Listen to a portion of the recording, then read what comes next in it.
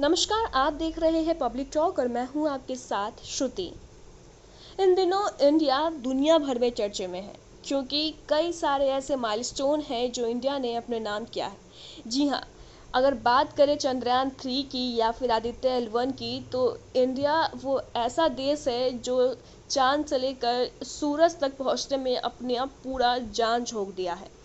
जी हाँ, चंद्रयान 3 की जो लैंडिंग है वो काफ़ी ज़्यादा स्मूथ वे में चांद के साउथ पोल पर हो चुकी है और इसी के साथ इंडिया वो पहला कंट्री है जो चांद के साउथ पोल पर पहुंचा है।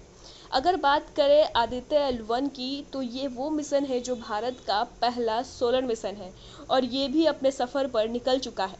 ऐसे में दुनिया भर में भारत को लेकर चर्चा है, लेकिन इस सक्सेसफुल मिशन के पीछे कई सारे लोगों का हाथ है, चाहे वो छोटे वर्कर्स हो या फिर बड़े बड़े साइंटिस्ट हो या फिर कई सारे और भी लोग हो। अगर बात करें तो चंद्रयान 3 की या फिर आदित्य L1 की, तो इनके पार्ट्स बनाने के लिए कई सारे वर्कर्स ने दिन रात काम किए हैं और इसके पार्ट्स बनाए हैं, जिसके बाद एक बड़ा मिशन जो है वो सक्सेसफुल हो पाया और आदित्य L1 लॉन्च हो पाया।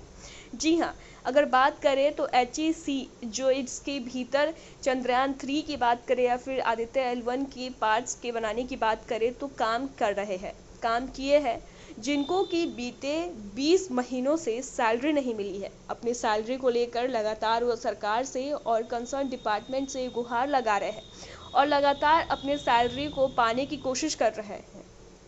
ऐसे में HEC के एक कर्मचारी का बयान सामने आया है जिसमें कि वो अपनी मजबूरियां बता रहा है। उनका कहना है कि उनको 20 महीने से सैलरी नहीं मिली है और यहाँ तक कि वो अपने परिवार के एक सदस्य को पैसे ना होने की वजह से खो दिए। आप पहले उनका ये बयान सुनिए जिसमें उन्होंने अपनी दुख भरी कहानी सुनाई है। ये गौरवान्वित होने का क्षण है, लेकिन साथ साथ उसके साथ दुख इसलिए बात की होती है कि देश हमारा जहां उस तरफ सूरज और चांद की बात कर रहा है, हम लोग 20 महीने से वेतन के भुगतान की मांग कर रहे हैं। ये बहुत दुखी क्षण है और आहत करने वाले भी क्षेत्र है। और हम लोग जितना भी लोकतांत्रिक प्रक्रियाओं के तहत जो तरीके होते हैं अपनी मांग रखने के लिए, केंद्र सरकार से, अपने मैनेजमेंट से, समस्त जो हमारा मंत्रालय है उससे लगातार हम लोग मांग करते रहे। इवन इतना दुखी मन होता है कि क्या बताएं आपको। मतलब मैं परिवार का एक हिस्सा खोया हूँ सिर्फ पैसे के अभाव में, इलाज के चलते। तो आप समझ सकते हैं कि जिनकी 20 महीने की सैलरी नहीं मिली हो उसका क्या हालत होगा।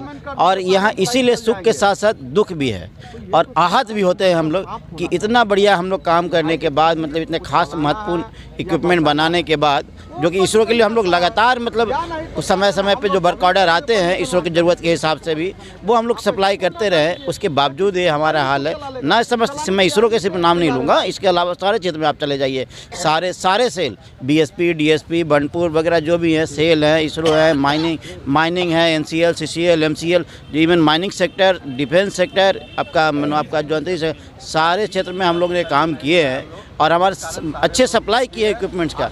लेकिन इसके बावजूद भी हम लोग को न सैलरी मिल रही है। और उससे बड़ा दुर्भाग्य है कि एक दिन में, ठीक एक दिन पहले कल से 1600 कर्मचारी ठेका श्रमिक जो थे वो पूरा बेरोजगार हो गए हैं।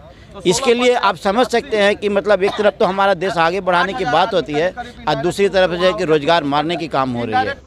तो आपने उनका बयान सुना जो कि HEC के वर्कर है और उनका कहना है कि चंद्रयान के पार्ट्स हो या फिर आदित्य L1 के, दोनों में ही उन्होंने अहम भूमिका निभाई है, उनकी टीम ने अहम भूमिका निभाई है। उन्होंने जो है इनके पार्ट्स बनाए हैं, लेकिन उनको 20 महीने से सैलरी का भुगतान नहीं हुआ है। लगातार वो अपनी मांग रख रहे हैं, कंसर्न डिपार्टमेंट के पास जा रहे हैं, सरकार के पास जा रहे हैं, लेकिन बीते 20 महीनों से उनको पैसे नहीं मिले हैं, जिनके कारण उनकी आर्थिक स्थिति काफ़ी ज़्यादा तंग है। तो आप इस पूरी खबर के बारे में क्या सोचते हैं, कमेंट करके हमें ज़रूर बताएं। धन्यवाद।